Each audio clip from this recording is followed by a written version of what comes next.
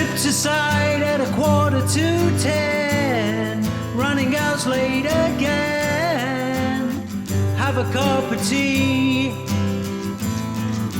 Got a quote and I quadrupled it. Said a joist had been split. More cash for me. So I'm drilling with the wrong end of the bit.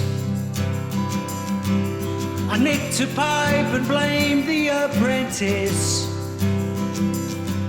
Stepped inside and ruined a Persian rug.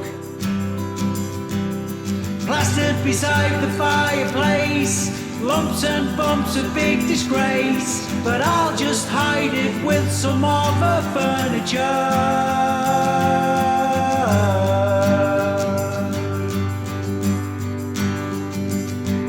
And so Sally can wait while I nip out for paint to the carpenter's arms.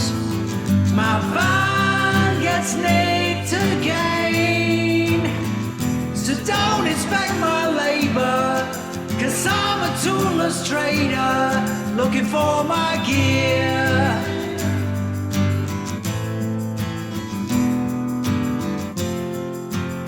Is there a